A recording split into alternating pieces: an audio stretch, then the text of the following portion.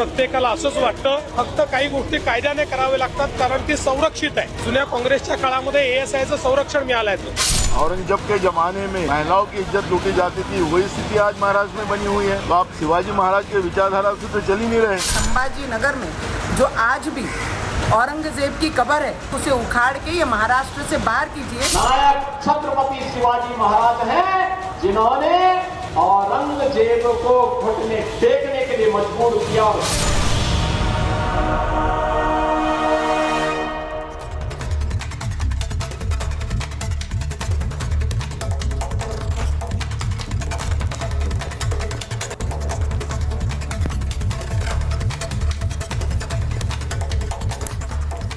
नमस्कार, आपके साथ मैं हूं सुजाता कुकरेती. आप देख रहे हैं अपना फेवरेट शो महाभारत. और महाभारत में आज बात होगी औरंगजेब को लेकर. महाराष्ट्र के मुख्यमंत्री ने जो बड़ा बयान दे दिया है, औरंगजेब की कब्र क्या खुदने वाली है, औरंगजेब की कब्र पर क्या बुलडोजर चलने वाला है. आज महाभारत इसी पर कर रही हूं क्योंकि इसको लेकर चर्चा पिछले कई दिनों से है. लेकिन महाराष्ट्र के मुख्यमंत्री देवेंद्र फडणवीस ने यह कह दिया कि बहुत से लोग चाहते हैं कि इस देश में औरंगजेब की कब्र ना रहे. इसकी एक सरकारी प्रक्रिया है.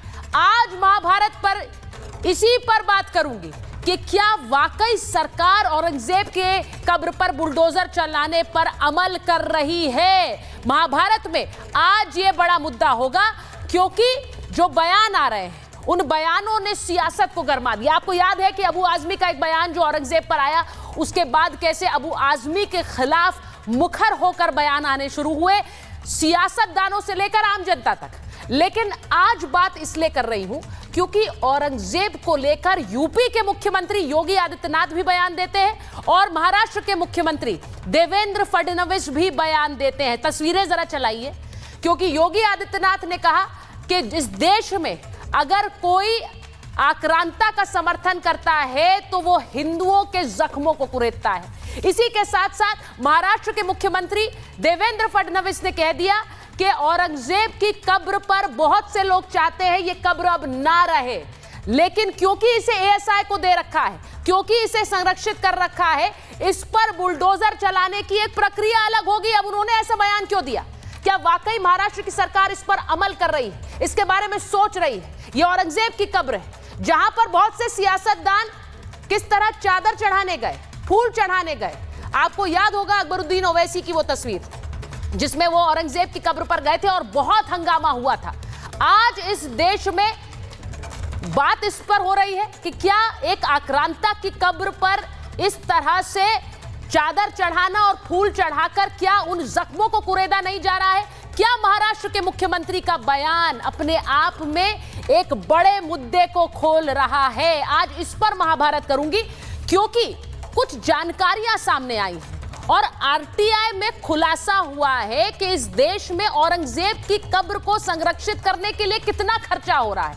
उधर दूसरी तरफ छत्रपति शिवाजी महाराज हैं, उनके लिए एक मंदिर बना हुआ है, उस पर कितना खर्चा हो रहा है. ये जानकारी देखकर आप हैरान रह जाएंगे क्योंकि औरंगजेब की कब्र को ASI के संरक्षण में दिया हुआ है, ASI की निगरानी में यह कब्र है. वहीं शिवाजी महाराज का जो मंदिर है वो एक ट्रस्ट के जिम्मे है, ट्रस्ट उसकी देखभाल करता है. लेकिन आप सोचिए कि औरंगजेब की कब्र पर हर महीने करीब 17,000 रुपए खर्च होते हैं देख रेख के लिए.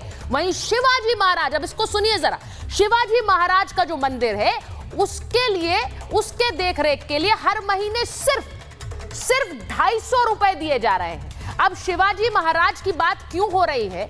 छत्रपति शिवाजी महाराज ने कैसे मुगलों के खिलाफ एक लड़ाई लड़ी और कैसे उनके बेटे संभाजी पर अत्याचार ढाए थे औरंगजेब ने, इसको लेकर हाल ही में आई फिल्म के बाद चर्चाएं और ज्यादा बढ़ गई. अब यह भी देखिए कि औरंगजेब की कब्र पर सालाना करीब 2 लाख का खर्च किया जा रहा है, लेकिन शिवाजी महाराज का मंदिर पर हर साल सिर्फ और सिर्फ 3,000 रुपए खर्च हो रहे हैं. इसका मतलब क्या है? औरंगजेब की कब्र पर केंद्र सरकार फंडिंग कर रही है, शिवाजी महाराज के मंदिर पर महाराष्ट्र सरकार फंडिंग करती है. आज महाभारत इसी पर कर रही हूं कि क्या इस देश में औरंगजेब को लेकर कुछ सरकारों ने ऐसा माहौल बनाया कि उसे आक्रांता नहीं बल्कि एक महान शासक के रूप में दिखाया जाए, क्योंकि अब छत्रपति शिवाजी महाराज को लेकर भी जो ऐलान हो रहे हैं उसमें देवेंद्र फडणवीस कह रहे हैं कि औरंगजेब को महान बनाने में कांग्रेस की सरकारों का रोल था। आज इस पर महाभारत है। एक रिपोर्ट आप पहले देख लीजिए और आज मैं ये भी बताऊंगी कि आम जनता क्या सोचती है। क्या हम इतिहास के पन्नों को पलट सकते हैं औरंगजेब की कब्र को हटाकर? यह रिपोर्ट पहले देखिए, फिर उस पर चर्चा होगी।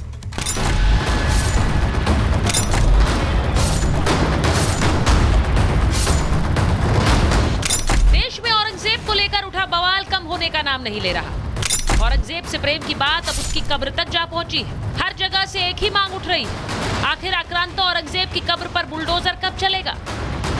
जिस तरीके से अबू आजमी को सस्पेंड किया, उसी तरीके से संभाजी नगर में जो आज भी औरंगजेब की कब्र है, उसी तरीके से उसे उखाड़ के ये महाराष्ट्र से बाहर कीजिए कि महाराष्ट्र में औरंगजेब की नहीं, यहाँ पर छत्रपति शिवाजी महाराज के विचार चलेंगे। सबकी भावना है, हर हमको किसी को लगता है कि उस गांधी जी की कब्र हमारे इधर क्यों रखनी चाहिए, पर जब कोई कार्रवाई हुई है तभी आपको बताया गया है क्या सुबह 5 बजे हुई है, 6 बजे हुई है।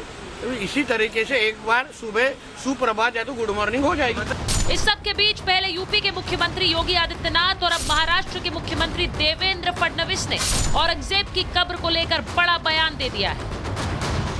साहेब, आम्हालाही प्रत्येकाला असंच वाटतं, फक्त काही गोष्टी कायद्याने करावे लागतात कारण ती संरक्षित आहे। जुन्या काँग्रेसच्या काळामध्ये एएसआयचं संरक्षण मिळालंय। नायक छत्रपति शिवाजी महाराज हैं, जिन्होंने औरंगजेब को घुटने टेकने के लिए मजबूर किया और घुटते घुटते बेमौत मरने के लिए मजबूर कर दिया था। इसलिए नायक छत्रपति शिवाजी महाराज हैं, औरंगजेब नहीं हो सकता। महाराष्ट्र की सियासत में छत्रपति शिवाजी महाराज का क्या कद है ये बताने की जरूरत नहीं है। और अब देवेंद्र फडणवीस ने ये कहकर सियासी खलबली मचा दी है कि औरंगजेब की कब्र को हटाने की मांग बहुत पहले से होती रही और इस पर सरकारी तरीके से फैसला लिया जा सकता है। आपकी विचारधारा किसके साथ जुड़ती है उसका मैं उल्लेख नहीं करूंगा यहाँ पर। आप शिवाजी महाराज के विचारधारा से तो चल ही नहीं रहे। तो इतिहास में जाने से पहले आज जो स्थिति बनी है महाराष्ट्र में, आप मुख्यमंत्री हो, उसके ऊपर ध्यान दो। जिस प्रकार से कांग्रेस सरकार ने जब वे थे तब उन्होंने संरक्षण दिया है, तो वो कांग्रेस को स्वीकार करना होगा कि उनकी मानसिकता क्या है, इससे स्पष्ट होती है। छत्रपति धर्मवीर संभाजी राजे की क्रूर हत्या की और मराठों के ऊपर हमला किया, मराठों को धर्मांतर करने के लिए फोर्स किया, ऐसे औरंगजेब का कोई भी निशाना महाराष्ट्र में न रहे, ये तो हमारी भूमिका ही है। औरंगजेब जिसके खून में ही क्रूरता थी, जिसकी दहशत के किस्से सुनकर खून खौल उठता है, उसी औरंगजेब की मजार पर साल में लाखों रुपए खर्च किए जा रहे हैं। वहीं छत्रपति शिवाजी महाराज के मंदिर पर महीने में महज 250 रुपए खर्च होते हैं। इस खुलासे के बाद हिंदू संगठनों में आक्रोश भड़क गया है। जिस औरंगजेब ने हमारे राजा है उनको मारा था, तो उसकी कब्र का उदात्तीकरण किस लिए चाहिए? यहाँ पे महाराष्ट्र का मंदिर है छत्रपति शिवाजी महाराज जी का, जिस मंदिर के लिए यही केंद्रीय पुरातत्व विभाग अनुदान देता है, लेकिन वो कितना देता है? तो सालाना 6000 रुपए। तो तुरंत अनुदान जो केंद्रीय पुरातत्व विभाग है, केंद्र सरकार के अंतर्गत आता है, उन्होंने वो तुरंत बंद करना चाहिए। ऐसे में आज महाभारत में सबसे बड़ा सवाल यही है कि क्या औरंगजेब की कब्र पर बुलडोजर चलना चाहिए? क्या बुलडोजर चलाने के साथ ही इतिहास के पन्ने भी बदले जा सकते हैं? सवाल ये भी कि औरंगजेब ने हिंदुओं पर जिस तरह का अत्याचार किया, उसके बाद भी औरंगजेब का महिमा मंडन कौन लोग करना चाहते हैं? इस देश में छत्रपति शिवाजी महाराज का महिमा मंडन होगा या फिर आक्रांता औरंगजेब का? Bureau report, Republic Bharat.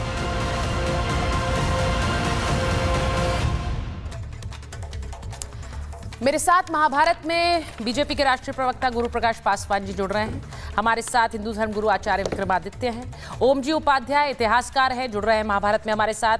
हाजी मेहरुद्दीन रंगरेज हैं, नेता हैं एमआईएम के। किशोर तिवारी जी राजनीतिक विश्लेषक हैं और शिवसेना उद्धव गुट का समर्थन करते हैं। अजय वर्मा जी कांग्रेस के नेता हैं और जबीरुल कादरी साहब इस्लामिक स्कॉलर हैं। बहुत बहुत धन्यवाद आप सभी का महाभारत में। मैं सबसे पहले इस बात पर गौर करना चाह रही हूँ कि औरंगजेब को लेकर चर्चाएं इतने समय से हो रही हैं और गुरु प्रकाश जी, अगर मैं आपके साथ शुरुआत करूं, क्योंकि एक बयान देवेंद्र फडणवीस का आया कि बहुत से लोग चाहते हैं कि औरंगजेब की कब्र ना रहे, संरक्षण कानूनी प्रक्रिया के तहत हुआ है, सब चाहते हैं औरंगजेब की कब्र हटे। अब मैं आपसे सवाल ये पूछ रही हूं, क्या ये मुमकिन है? क्या हम इतिहास के पन्नों को पलट सकते हैं, औरंगजेब की कब्र को हटा सकते हैं? मुख्यमंत्री का बयान बहुत अहमियत रखता है। नहीं, देखिए सुचारिता, ऐसा है कि इस देश में अभिव्यक्ति की स्वतंत्रता है। हाँ। कोई भी व्यक्ति अपने आप को, अपने मतों को अभिव्यक्त कर सकता है, ये संविधान के अनुसार उसको ये अधिकार प्राप्त है, पहली बात। पर वो कोई भी नहीं है, औरंगजेब वो राज्य के मुख्यमंत्री हैं गुरु प्रकाश जी, ये कोई निराधार, महाराष्ट्र के मुख्यमंत्री हैं। हाँ, तो उनका बयान, क्या मैं आधिकारिक बयान इस तरह से मानूं कि इस पर कोई विचार चल रहा है? अब आप बोलिए प्लीज। नहीं, देखिए सुचारिता, मैं आपके प्रश्न का ही उत्तर दे रहा था। आप कम से कम मेरी अभिव्यक्ति के अधिकार को संरक्षित करें। नहीं, आप मुझे जानते हैं गुरु प्रकाश जी, मैं कभी हनन नहीं करती हूँ उसका। प्लीज बोले। हाँ प्लीज बोले। बिल्कुल बिल्कुल। और इसके लिए मैं आपका सम्मान करता हूँ। नहीं, देखिए सुचारिता, बात बहुत ही सरल सी है। ऐतिहासिक रूप से यह स्थापित हो चुका है। अभी कुछ ही दिनों पहले इस देश ने, पूरे विश्व ने हमारे भारतीय संस्कृति के गुरुत्वाकर्षण को देखा था। मैं महाकुंभ की चर्चा कर रहा हूं। उस महाकुंभ में 65 करोड़ से अधिक पूरे विश्व भर से हिंदू आए थे और वहां पे चर्चा हुई थी। और लगातार आप देखो, कब्र तोड़ रहे या नहीं तोड़ रहे ये नहीं बता रहे। कब्र तोड़ने में, अरे किशोर जी, एक मिनट में एक करके डिबेट कराती हूँ प्लीज। एक किशोर जी, मैं वापस आ रही हूँ आपके पास। एक बार गुरु प्रकाश जी बात रख ले। देखिए, बहुत सेंसिटिव इशू है, मैं चाहती हूँ इस पर आराम से बात हो। बोलिए गुरु प्रकाश जी, बोलिए। नहीं, देखिए सुचारिता, बहुत ही दुखद है, बहुत दुर्भाग्यपूर्ण है। जिस शासक ने काशी विश्वनाथ, हमारे आस्था और आराधना का केंद्र, ये इतिहास में दर्ज है कि 1669 में काशी विश्वनाथ को किसने तोड़ा था? औरंगजेब ने तोड़ा था। जिस दुर्दांत शासक औरंगजेब ने सिखों के 9वें गुरु तेग बहादुर पे ऐसी हिंसात्मक कार्रवाई की थी, कौन था? ऐसा दुर्दांत शासक जो कि एक जिजिया लगाने का काम करता था। मैं महाकुंभ की चर्चा इसलिए कर रहा था क्योंकि संस्कृति के गुरुत्वाकर्षण केंद्र, करोड़ों लोगों की आस्था का केंद्र, महाकुंभ पे जिस व्यक्ति ने जिजिया लगाया था, रिलीजियस टैक्स लगाया था, उसके नाम पे लोग महिमा मंडन कर रहे हैं। आज भी तुष्टीकरण की पराकाष्ठा हो रही है। इसी देश में एक दौर ऐसा था सुचारिता, जब देश के प्रधानमंत्री कहते थे कि देश के संसाधनों पे पहला हक मुसलमानों का है। आज भी ऐसे लोग राजनीति में हैं। ये दुखद है। अगर प्रधानमंत्री मनमोहन सिंह ने कहा होता कि देश के संसाधनों पे पहला गरीबों का है, दलितों का है, शोषितों का है, पीड़ितों का है, वंचितों का है, तो हमने स्वागत किया होता। लेकिन आज जो महाराष्ट्र में आवाज उठ रही है, वो तुष्टीकरण की पराकाष्ठा का एक सर्वश्रेष्ठ उदाहरण प्रस्तुत करता है। आज भी एक विशेष वर्ग की राजनीति करना चाहते हैं। यही लोग हैं जो कहते हैं कि 15 मिनट के लिए पुलिस हटा दो। यही लोग हैं जो कहते हैं कि अखिलेश जी आएंगे तो पहले हिसाब किताब होगा। इस मानसिकता से हमें लड़ने की आवश्यकता है। ये जो मानसिकता तुष्टीकरण की है, ये जो मानसिकता वर्ग विशेष की है, इस देश में संविधान है, रूल ऑफ लॉ है। Everyone is equal in the eyes of law. कानून की नजरों में सब बराबर है। वो क्या हिंदू है, क्या मुसलमान है, क्या ब्राह्मण है, क्या दलित है। लेकिन जानबूझ करके एक वर्ग विशेष से ऐसा प्रेम करना, ऐसा स्नेह रखना, क्यों रखना? ताकि वोट मिलता रहे। क्यों रखना? ताकि आप चुनाव जीतते रहें। क्यों रखना? ताकि आप उनको डरा के रखें। ऐसा अब नहीं होने वाला है। ये बीजेपी नरेंद्र मोदी जी का शासन काल है। ये हिंदू रेनेसा का काल है। ये हिंदू पुनर्जागरण का काल है। और यहाँ कोई भी व्यक्ति जो इतिहास के साथ एक वर्ग विशेष से प्रेम करना जिससे वोट मिलते रहे, ये कह रहे हैं गुरु प्रकाश जी। और देवेंद्र फडणवीस ने जो कहा है, मैं एक बार जरा पहले मैं किशोर जी के पास जाऊंगी। किशोर जी, अजय जी आ रही हूं क्योंकि आप दोनों की ही जो राजनीतिक जो दल हैं उनसे उनको लेकर सवाल उठा गए हैं। पहले किशोर जी आपके पास आ रही हूं। ये बताइए कि जिस तरह से औरंगजेब की कब्र को संरक्षण देने की बात कही गई, कानूनी राज से कब्र को एएसआई का संरक्षण है और ये कांग्रेस राज से ही है। अब आप इसका समर्थन करते हैं क्योंकि बड़ी बात कही है उन्होंने कहा सब चाहते हैं औरंगजेब की कब्र हटे। मैं पहले आपसे पूछ रही हूं, हटनी चाहिए? देखिए, मैं एक बात बताता हूं। हाँ। कि औरंगजेब की जो मजार है उसको एएसआई का संरक्षण है, ये बात कबूल है। हाँ। लेकिन आपने गुरु प्रसाद जी को पूछा था हाँ। कि देवेंद्र फडणवीस अगर लाइन लेते हैं और औरंगजेब की मजार को वहां से शिफ्ट करते हैं तो मेरी पार्टी की क्या भूमिका रहेगी। तो गुरु प्रसाद बोले ही नहीं इस पे।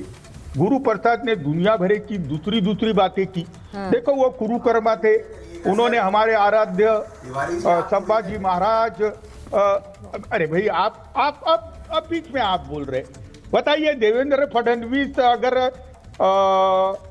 कब्र वहां से हटाने की बात करेंगे तो केंद्रीय बीजेपी क्या उनके साथ है? आप मुझे बताइए। अगर आप ऐसा ऑफिशियल डिसीजन लेते हैं मोदी जी, तो हम तो हिंदू वाली पार्टी है, हम तो जरूर समर्थन करेंगे आपका। अरे कभी निर्णय तो लो, क्या हिंदू मुसलमान करते हो? 1700 में चले गए, 1700 से बाहर नहीं आते।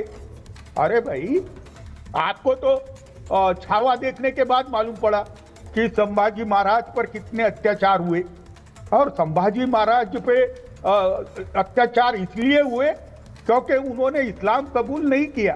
मैं अभी कह रहा हूं, क्या हम भारत के अंदर जो अभी समस्याएं हैं, ये बात उस पर आप काम कह रहे करना हैं कि चाहते हैं? इनकी पार्टी हिंदू मुसलमान करती है, ये बात आप कह रहे हैं।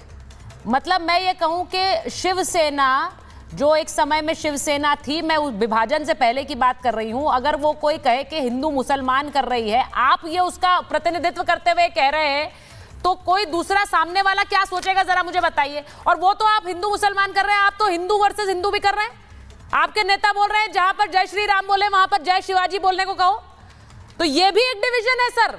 इस पर भी चर्चाएं हो रही हैं, मैं उस पर नहीं आना चाहती क्योंकि डिबेट उस पर नहीं है, लेकिन मैं आज बड़ा अहम मुद्दे पे बात कर रही हूं और उस पर मैं जरा एक राय लेना चाहती हूं शुरुआत में जरा सबसे, क्योंकि ओम जी बैठे हुए हैं यहाँ पर, अजय वर्मा जी हैं, हाजी साहब भी जुड़ गए हमारे साथ। मैं पहले स्टूडियो में मैं जरा 30 सेकंड्स, क्योंकि ओम जी मैं आपके पास आऊं क्योंकि इसका एक ऐतिहासिक पहलू समझना बहुत जरूरी है। उससे पहले मैं एक बार जरा कादरी साहब, आचार्य जी से, अजय जी से और हाजी साहब से एक चीज 30 सेकंड्स में जरा पूछना चाहती हूँ, इस कब्र को हटाना चाहिए या नहीं हटाना चाहिए? जल्दी से अगर बताएंगे। आचार्य जी शुरुआत आपसे करें, ठीक है? कादरी साहब आपसे। देखिए मोहतरमा, हाँ, औरंगजेब आलमगीर पर बहुत जमाने से ये डिबेटें चल रही हैं और मैं मुख्तलिफ चैनलों के ऊपर सुन रहा हूँ। जी, जिस तरीके से इस दुनिया के अंदर उनको आचार और ये बताया जा रहा है, हाँ। उनका एक पहलू ये है कि वो जंग में जब आदमी मद्दे मुकाबिल होता है तो सब कुछ होता है, लेकिन उसके बावजूद भी उन्होंने अगर मंदिरों को तोड़ा है तो मंदिरों को बनवाया भी है, मंदिरों की मरम्मत भी कराई है, गैर मुस्लिमों की लड़की की इज्जत व असमत को भी बचाया है, गरीबों की फलाह बहबूद का काम भी किया है। वही एक सुल्तानुल हिंद ऐसा था कि जिसने एक पैसा अपने भाई को मरवा दिया, ना लेकर के अपने भाई को मरवा दिया, जिसने उनका जाति मसला था, किसी को कहने का अपने बेटे का कत्ल करवा दिया किसी इस शक में कि कहीं वो मेरी गद्दी न छीन ले, जिसने अपने बाप को जेल में डलवा दिया, जिसने अपनी बहन को जेल में डलवा दिया, जिसने इस देश के अंदर और तो और सिख गुरुओं की हत्या करवा दी, जिसने गुरु तेग बहादुर की सरकलम करवा दिया, जिसने गुरु गोविंद सिंह जी के साहबजादों को जिंदा दीवार में चढ़वा दिया, जिसने झूठ बोला, जिसने कुरान की कसम खाकर, कुरान शरीफ की कसम खाकर उन बच्चों को कत्ल करवा दिया, उन बच्चों को। अच्छा एक मिनट कादी साहब आचार्य जी एक मिनट रुकिए, मैं एक बार जरा मैं एक चीज पूछना चाह रही हूँ। मैंने सिर्फ ये कहा 30 सेकंड के अंदर ये बताइए। देखिए अब आप इस बात को समझ सकते हैं कि इस मुद्दे पर भावनाएं कैसे भड़क सकती हैं। मैं आपसे सिर्फ पूछ रही हूँ, आपने तो महिमा मंडन की क्लास लगा दी है कादरी साहब, इसका मतलब नहीं, इसका सीधा मतलब ये है कि कब्र रहनी चाहिए। मैंने मुझे पूछने की जरूरत नहीं है, पूछने की जरूरत जाएगी खबर भाई इस तरीके से ये है या ये सिर्फ बयान है? मैडम वो कोई होटल थोड़ी चाह रही हूँ। फडणवीस साहब को भी मैं कहना चाहता हूँ, आप वहाँ के अगर क्या नाम है वजीर आला हैं तो सबकी जिम्मेदारी बनती है एक विशेष वर्ग की खुशनुदी खुशहाली के लिए बयान देना, ये आपकी जिम्मेदारी के खिलाफ है। खुशहाली कैसे? एक मिनट कादरी साहब, आपने बड़ा इंपॉर्टेंट टॉपिक उठा दिया। आप ये कह रहे हैं आपको दूसरों सबकी खुशहाली के लिए बयान, औरंगजेब की कब्र पर कोई बयान देने से खुशहाली पर असर कैसे पड़ता है? क्या आज का नहीं, मैं इसलिए पूछ रही हूँ क्योंकि आज का मुसलमान अपने आप को औरंगजेब से रिलेटेड मानता है क्या? ये लोग मानी कब रहे हैं, उसको तो कर रहे हैं, तो फिर आप खुशहाली पर कैसे असर पड़ रहा है? तो आप उनकी कब्र के लिए क्यों कह रही हैं?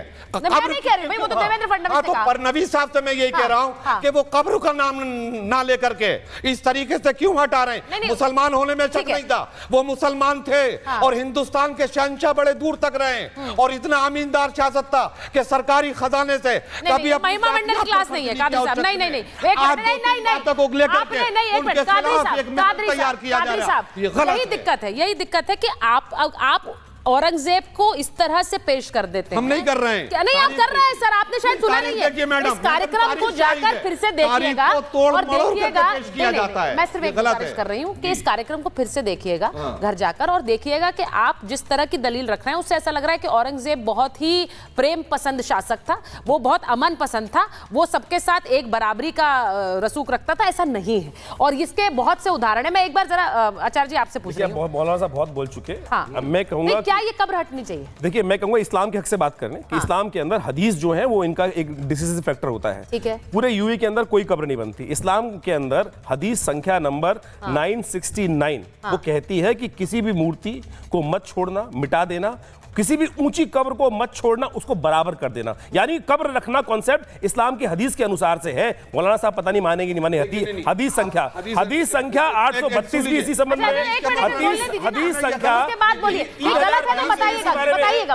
हदीस संख्या बुखारी हदीस संख्या नंबर 3020 भी इसी संबंध में है। मुस्लिम हदीस संख्या नंबर 2476 भी इसी बात को कहती है। तमाम हदीसें हैं जिसमें कहा जाता है कि कहीं कब्र नहीं बन सकती। हिंदुस्तान और साथ साथ पाकिस्तान के अलावा कहीं भी कब्र नहीं है। कहीं भी कब्र कॉन्सेप्ट नहीं है। ये तथाकथित तौर पे जो आज ये पूरा महिमा मंडन कर रहे हैं, इनको अपना इस्लाम पढ़ना चाहिए। अच्छा आप ये कह रहे हैं कि कब्र का कॉन्सेप्ट ही नहीं है। यूएई में चले जाइए। चलिए ये वाली जो बात आपने कह दी, कब्र का कॉन्सेप्ट ही नहीं है। मकबरों का कॉन्सेप्ट तो हिंदुस्तान की संस्कृति में था, भारत के अंदर था, समाधि बनाई जाती थी और वहीं से इस्लाम के तथाकथित इन लोगों ने ये तो मुझे लगता है ओम जी बेहतर बताएंगे। लेकिन मैं एक बार जरा अजय जी के पास और हाजी साहब के पास जाऊंगी। अजय जी जरा बताइए, जो बात देवेंद्र फडणवीस कह रहे हैं कि अगर औरंगजेब का महिमा मंडन हुआ, अगर उसकी कब्र को एएसआई का संरक्षण दिया गया तो ये सब कांग्रेस राज में हुआ, कांग्रेस ने। और यहां गुरु प्रकाश जी ने कह दिया कि वोट को देखते हुए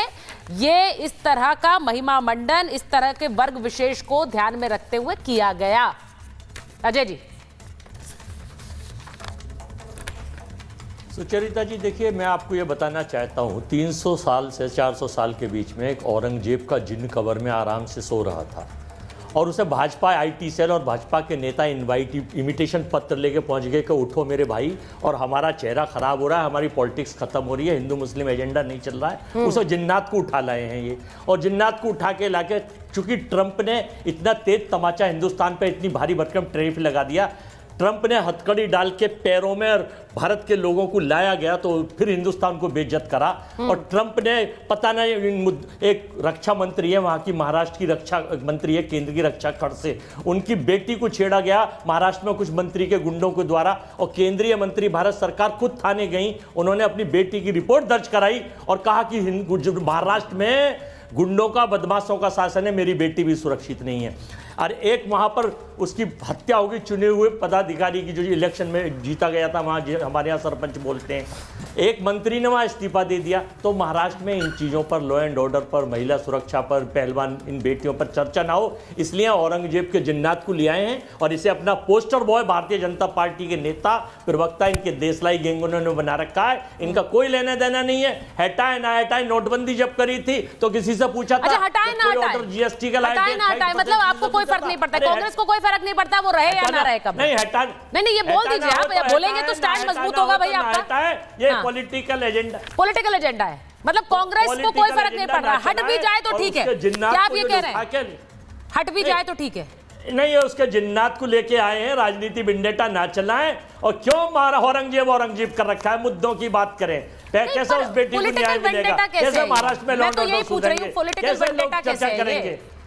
औरंगजेब को एक आक्रांता के रूप में ये देश देखता है, एजेंडा है, उसको किसी से जोड़ के देख रहे हैं क्या? पॉलिटिकल वेंडेटा आप क्यों कहते हैं? मैं एक बार ओम जी के पास जा रही हूँ। नहीं इस पूरी डिबेट को एक कॉन्टेक्स्ट में लाने के लिए मैं ओम जी के पास जा रही हूँ। ओम जी ये बार बयान आते हैं, राजनीतिक बयानों को एक तरफ रख देते हैं। मैं आपसे पूछूंगी, एक शासक, उसके बारे में ये बार बार चर्चा हुई कि इतिहास ने उसको जिस तरह से पेश किया, शायद उसकी जो असली तस्वीर थी वो नहीं पेश की गई। सवाल ये भी है, तो पहला तो मेरा सवाल उससे जुड़ा है, और दूसरा ये कि जो ये कहा जा रहा है कि उसकी कब्र हटा दी जाए, एक ऐसी कब्र जिसको एएसआई का संरक्षण मिला है, क्या ये मुमकिन है कि उस कब्र को हटाया जाए या फिर ये सिर्फ बातें हैं? एक तो ये कि ये सही है कि इतिहास के सही पन्नों को आप देखेंगे, सही स्रोतों तक जाएंगे तो ये दिखाई देता है बहुत स्पष्ट तरीके से, चिल्ला चिल्ला के हर्फ दर हर्फ और पन्ने दर पन्ने ये कहते हैं कि भारत के इतिहास में उससे अधिक कोई क्रूर, बर्बर, दुर्दांत शासक नहीं हुआ, ये तय है। जिसने अपने भाई की हत्या की, जिसने सिख गुरु की 5 दिन भीषण यातनाएं देके हत्या की, बहुत बार ये बातें हो चुकी कि उसकी क्रूरता की हद क्या थी। एक जनरल ऑर्डर दे दिया 1669 में कि सारे मंदिर तोड़ दिया जाए, हिंदुओं के सारे मठ मंदिर तोड़ दिए जाए, मूर्तियों को हमारे तोड़कर, धर्मस्थलों को तोड़कर उनको मस्जिदों की सीढ़ियों में लगाने का फरमान जारी करने वाला शासक, इस देश के मर्म और आत्मा पर प्रहार करने वाला शासक। और अभी कोई कह रहा था ना, मैं चुनौती देके कहता हूं सुचरिता आपके माध्यम से कि 1665 के बाद, मैंने इनिशियल 5-6 साल जो उसके लिए अस्थायी काल था, अभी जब वो लड़ाई लड़ रहा था अपने को स्थिर करने के लिए, उसके बाद का कोई एक फरमान कोई मुझे दिखा दे जब उसने किसी मंदिर को दान दिया हो, लैंड ग्रांट दिया हो या अभय दान दिया हो या कोई भी उसके लिए मरम्मत कराई हो, कुछ भी काम किया हो। 1665 से 1707 तक का जो उसका इतिहास है वो बहुत क्रूर, बर्बर और खतरनाक इतिहास है। अब दूसरी बात, जिसमें उसने क्रूरता की जितनी हदें हैं, आप पढ़िए ना, विवरण पढ़िए अगर, कि गुरु तेग बहादुर की जिस तरह से 5 दिन यातनाएं देता है, संभाजी को जिस तरह से यातनाएं देता है, जाट गोकुला की जिस तरह से हत्या करता है, 2000 सतनामी जिस तरह से मारे जाते हैं, वो आप एक बार पढ़िए। और कन्वर्जेंस कराते हुए जो उसका दंश है। और मुझे तो कई बार लगता है, हाजी मेहरदीन मेरे मित्र हैं, बैठे हुए हैं आपके पास, ये इनको भी समझना चाहिए कि मुस्लिम समाज को औरंगजेब से कनेक्ट क्यों करना चाहिए। मैं सवाल पूछ लेती हूँ नहीं कादरी साहब, एक मिनट कादरी साहब, नहीं कादरी साहब, मैं हाजी साहब से पूछ रहे हैं वो, नहीं वो हाजी साहब से पूछ रहे हैं, हाजी साहब को लीजिए स्क्रीन पर। हाजी साहब वो पूछ रहे हैं कि क्या आज का मुसलमान कनेक्ट कर रहा है औरंगजेब से? आप क्यों इस तरह से विचलित हो जाते हैं जब औरंगजेब की बात होती है? क्योंकि वो एक आक्रांता है, ये इतिहास ने देखा है। दूसरी बात हाजी साहब कि ये जिस तरह से ये बयान आया है, उसके बाद ये बार बार सवाल पूछा जा रहा है कि औरंगजेब की कब्र से किसे प्रेम है? देखिए क्या नाम है मैडम, जिस तरीके से औरंगजेब के बारे में कहा जा रहा है, औरंगजेब एक राजा थे, ना तो वो हिंदू थे ना वो मुसलमान थे। और जो उनके दरबार में लोग थे, वो मैं आपको बता दूं 103 लोग जो थे उनके दरबार में हिंदू भाई थे। और जिस तरीके से सावरकर ने और गुल्लू गोलवालकर जो आरएसएस के संस्थापक थे, उन्होंने क्या क्या बात नहीं कही उनके बारे में, शिवाजी महाराज के बारे में। तो आज की जो जनरेशन है वो इतिहास जो है ना, वो अपने जो लोग थे हाजी साहब, ये बताओ ना बातें करते हैं। हाजी साहब कौन से ऐसे लोग थे जो औरंगजेब आताताई के साथ में थे? उसका तो विरोध पूरी तरह से राजपूत समाज ने किया, शिवाजी मराठों ने किया, सब लोगों ने उसकी क्रूरता का पूरी तरह से विरोध किया है। आपका दर्द हमें समझ में आ रहा है कि आपकी स्थिति क्या है, वो पूरी तरह समझ में आ रही है, लेकिन आप बताइए कौन सी किताब पढ़ ली आपने? ठीक है, कौन सी किताब? और इस्लाम के अंदर मैंने एक बात रखाई थी कि इस्लाम के अंदर क्या कब्र का कॉन्सेप्ट है? कब्र का कॉन्सेप्ट है, कहाँ से आया कब्र का कॉन्सेप्ट? कहाँ कब्र का कॉन्सेप्ट आया? अरे भाई, अच्छा ये कौन डिबेट है? एक सेकंड कादरी साहब, एक मिनट, मैं जरा ओम जी को लीजिए, सिर्फ ओम जी और हाजी जी, ऑडियो बाहर रहेगा, ओम जी और हाजी जी। एक सेकंड मैं ओम जी आपसे पूछ रही हूँ, एक सेकंड कादरी साहब रुकिए, कादरी साहब को ऑडियो बंद करिए प्लीज। डिबेट के कुछ रूल्स हैं, उनको फॉलो करना पड़ेगा, वरना सर ऐसे डिबेट नहीं आगे बढ़ेगी। गलत चीज नहीं है क्या? मुझे ओम जी बता दीजिए, जो बात हाजी साहब कह रहे सही है?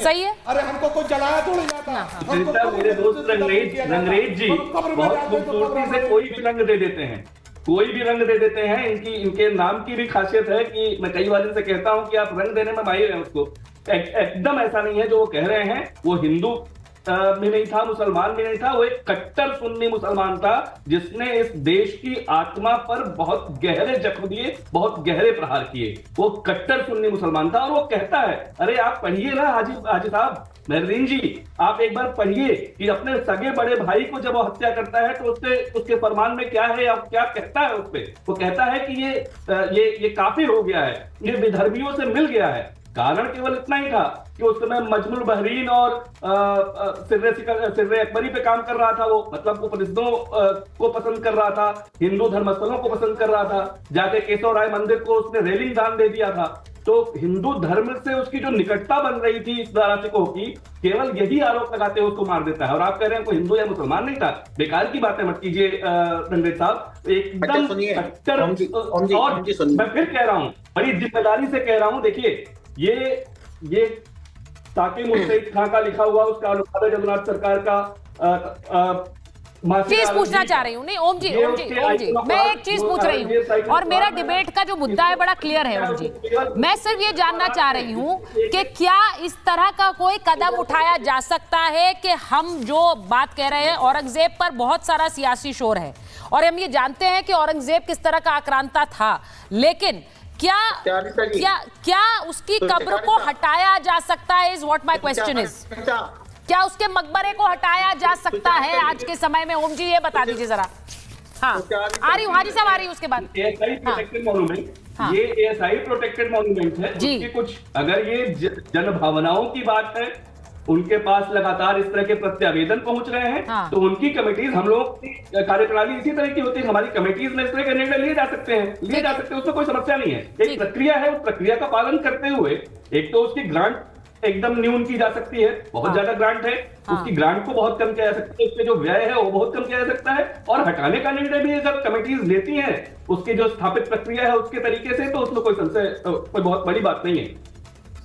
वो कह रहे हैं कि एक प्रक्रिया है, उस प्रक्रिया को पलटा जा सकता है। अब हाजी साहब आपने जो बात कही, आपने कहा औरंगजेब के दरबार में बहुत से हिंदू थे, ओम जी सर हिला रहे थे, वो कह रहे थे ऐसा तो नहीं है।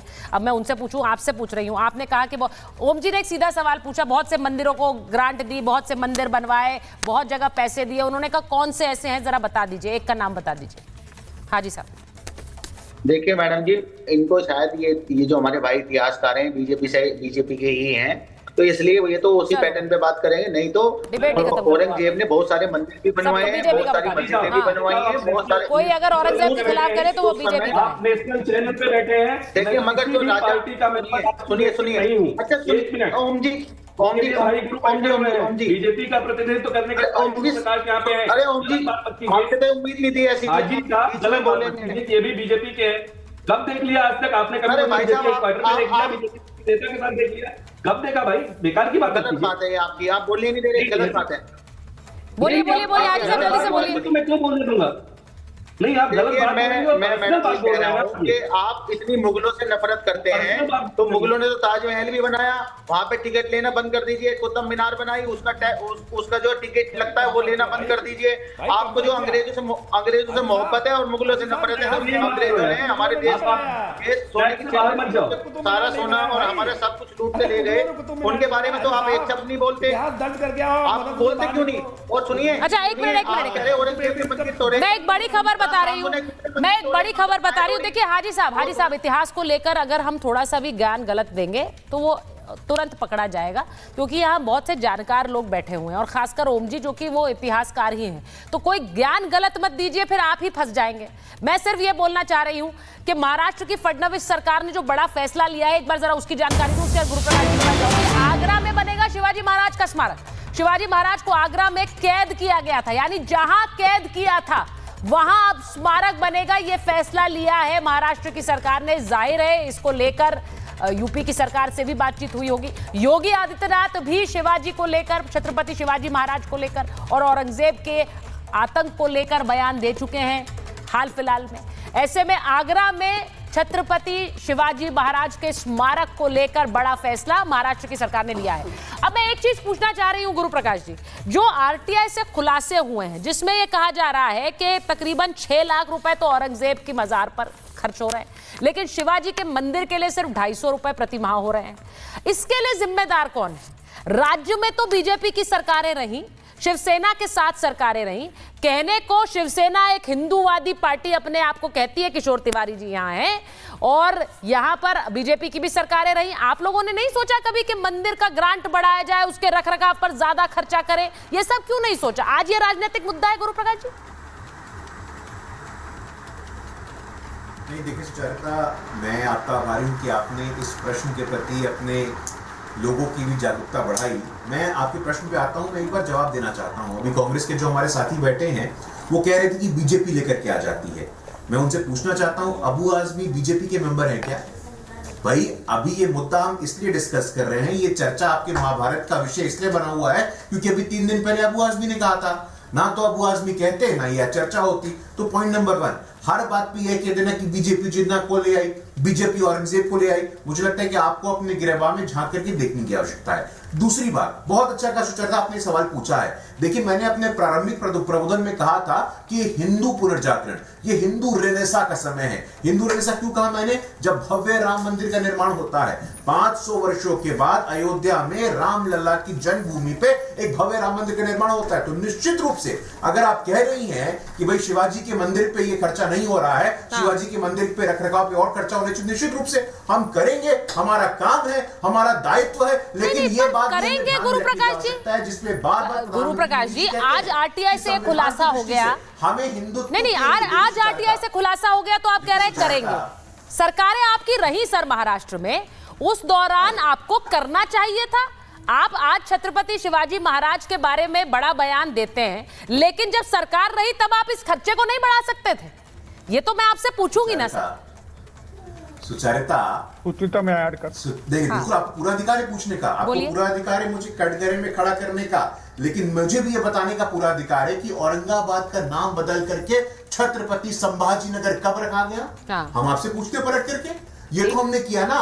हमारी आस्था, हमारी निष्ठा को किसी के प्रमाण पत्र की आवश्यकता नहीं है, वो चाहे किशोर तिवारी हो या उनकी टूटी हुई शिवसेना हो। हमें किसी से कोई सर्टिफिकेट लेने की आवश्यकता नहीं है। देश के हिंदू, दुनिया भर के हिंदू इस बात से अवगत है कि 500 वर्षों के बाद रामलला के जन्मभूमि पे भव्य राम मंदिर बनाया गया, दिवाली मनाई गई। तो इसी भारतीय जनता पार्टी के शासनकाल में होता है। आप लोगों के तुष्टीकरण की दुकान को भारत की जनता ने परास्त किया है, पराजित किया है। इस बात को विनम्रता पूर्वक स्वीकार करिए आप। जरा मैं जवाब दे, ठीक है, बोलिए किशोर जी, बोलिए थोड़ा जवाब दे। किशोर जी बोलिए। नहीं, देखिए यहाँ पर 2 प्रमुख के कंसेंट रखने वाले लोग, तो हाजी रंगरेज ने भी नहीं बोला कि ये विवादित आक्रांता थे, और आज तो मैं महाराष्ट्र में देखता हूँ मुस्लिम भी उनको ओन नहीं करते। तो बवाल कौन खड़े करेंगे? तो बवाल खड़े करने वाले, अगर बीजेपी वो कब्र को हटाने का निर्णय लेती है तो यही पार्टियां हैं ओवैसी वगैरह की जो महाराष्ट्र में पॉलिटिकल फ्रीडम लेना चाहती है, लेकिन थोड़ी स्पेस लेना चाहती है। तो मैं गुरु प्रसाद जी तुमको बात करता हूँ। अभी तक तुमने ये एक सादी बात क्यों नहीं की कि वो ग्रांट तुम ऐड पार कर दोगे? ग्रांट ऐड पार नहीं कर सकते, सरकार तुम्हारी है, 235 एमएलए चुन के आए हैं। अच्छा, आपकी नहीं थी, नेशनल इन्हीं की थी अकेले? सब अपने अपने हिसाब से देख रहे हैं मुद्दे को। अरे भाई, मुख्यमंत्री रहे उद्धव ठाकरे, तब क्यों नहीं किया? बताइए ना। तब तो सब कुछ हाथ में था, सरकार आप इनके साथ चला रहे थे, फिर कांग्रेस के साथ चला रहे थे, तो अपने अपने हिसाब से बंदूक तानी है सर। आज बोलते हैं अपने अपने हिसाब से बंदूक तानी है। आज निशाने पर बीजेपी है, बीजेपी के निशाने पर आप हैं। नहीं, मैं बताता हूँ, हमारे वक्त आरटीआई का एप्लीकेशन आया नहीं था, लेकिन शिवाजी महाराज हमारे लिए आराध्य है, और शिवाजी वो है, ये मैं मान रही हूँ, उनका हाँ, ये मैं मान रही हूँ, लेकिन मुझे ऐसा लगता है किशोर जी, बहुत कुछ किया जाना चाहिए था। आज उसको मुद्दा बनाकर बयानबाजी बहुत हो रही है, लेकिन बहुत कुछ किया जाना चाहिए था। लेकिन आपने हाजी साहब पर जो निशाना साधा है, हाजी साहब पर निशाना साधा कि एमआईएम जैसी पार्टियां वो कह रहे हैं कि सिर्फ मुसलमानों के हक की बात करने की कोशिश करते हुए दिखती है, कोई मानता नहीं है आपको अपना। आप औरंगजेब का मुद्दे का हल्ला मचाकर आपको लगता है वोट मिल जाएंगे, ये किशोर जी कह रहे हैं। हाजी साहब जल्दी से जवाब। देखिए, जिस तरीके से किशोर जी कह रहे हैं, ये हिंदुओं के हमदर्द बनकर वोट लेने वाली पार्टी, हम तो दलितों की भी बात करते हैं, मुस्लिमों की भी बात करते हैं, आदिवासियों की भी बात करते हैं, हमारे घर उस व्यक्ति की बात करते हैं जिसके साथ नाइंसाफी होती है, जिसके साथ जुल्म होता है। मगर जिस तरीके से आज पॉलिटिकल पार्टियां हिंदुत्व की जो आइडियोलॉजी है उस पर पैटिंग करने का काम करती है, जो बीजेपी लगातार पार्टी से और 20 में बांटने का पार्टी से मुसलमान हटाकर उसमें आदिवासी भी डालिए, उसमें दलित भी डालिए, सब डालिए सर, फिर लोगों को भरोसा होगा कि आपकी पार्टी सबकी पार्टी है। जरा डालिए ना, ऐसा करिए जरा, तो लोगों को भी भरोसा हो। देखिए मैडम, जिस तरीके से आप कह रही हैं, हमारे जितने भी हम प्रत्याशी अपने मैदान में उतारते हैं उसमें हम अपने दलित भाइयों को भी टिकट देते हैं, बौद्ध धर्म के वालों को भी टिकट देते हैं, मगर हमें किसी का सर्टिफिकेट नहीं चाहिए। भाजपा का एक भी पूरे देश में एक भी सांसद नहीं है जो भाजपा से चुन के आता हो, एक भी विधायक नहीं है। इन्होंने मुसलमानों को अगर इन्हें सर्टिफिकेट नहीं चाहिए तो इनके नेता जाकर क्यों वहाँ पे मजार पर फूल चढ़ाते हैं? भाई इनको सर्टिफिकेट नहीं चाहिए, किसके लिए चढ़ा रहे हैं फूल? इनके दिल में इतनी आस्था है औरंगजेब के लिए, इसलिए चढ़ाते हैं? इनको वोट नहीं नजर आता? ना, इनको कोई आस्था वास्ता कुछ नहीं है, केवल बरगलाने के लिए इस देश के मुसलमान को बेवकूफ बनाने का कार्य करते हैं। और ये बना रहा है बेचारे सीधे साधे मुसलमान को, जिसने इतिहास पढ़ा नहीं, मदरसों में गया, मदरसों में जो मौलवी ने पढ़ाया वही पढ़ लिया, लेकिन वास्तविक इतिहास का ज्ञान ही नहीं है बेचारों को, और उन्हीं को बरगलाते हैं, उन्हीं की बरगलाने की राजनीति करते आए। अभी हमारे बीच में वर्मा जी बैठे हैं, अरे महाराज जाके नेहरू जी को पढ़ो, डिस्कवरी ऑफ इंडिया के अंदर उन्होंने लिखा है कि सबसे बदमाश शासक, सबसे बेकार शासक कोई हो सकता है तो औरंगजेब हो सकता है। उसकी उन्होंने पूरी तरह से पुरजोर तरीके से निंदा करी है, लेकिन वर्मा जी हैं बैठे हैं जाके औरंगजेब के लिए छाती पीट रहे हैं। क्यों? क्योंकि मुसलमानों को बेवकूफ बनाना है। बेचारे सीधे साधे मुसलमान, कादरी साहब को फर्क पड़ता है, कादरी साहब आपको फर्क पड़ता है अगर हटाई जाएगी? देखिए, कब्र किसी की भी हो, औरंगजेब की मकबरे पे बात चल रही है, मकबरे पे चल रही है आज भी। मकबरा है, मकबरा वो उनकी कच्ची मिट्टी पर है। अरे भैया, संगमरमर तो सामने दिखाई दे रहा है, आग भी खराब नहीं है। आप जानते नहीं कब्र का क्या होता? अरे सामने रखिए, वो मकबरा नहीं है, संगमरमर लगा है। मैडम आप इनको देखिए, छुपाई देखिए, वो मकबरा नहीं है। अरे मकबरा दूसरी शक्ल का होता, खाली में मिट्टी लग रही है, फूल लग रहे हैं, खाली ये चीज है। और ये कब्र हर एक के लिए जरूरी है जिसने ला इलाहा इल्लल्लाह मोहम्मद रसूलुल्लाह पढ़ा है। हम मुसलमान सब जानते हैं, लेकिन आजकल एक तरह से कूड़ बना करके मेरा मतलब सिर्फ ये है, मेरा उद्देश्य भी ये है कि सिर्फ बयानबाजी ना हो। जब हम बात करते हैं तो हमने, हर सरकार ने, हर राजनीतिक दल ने क्या किया है, क्या कदम उठाए हैं, वो बताना जरूरी है। सिर्फ दूसरे पर उंगली उठाना जरूरी नहीं है। आज सिर्फ इसी के साथ अंत करूँ। बहुत बहुत धन्यवाद आप सबका।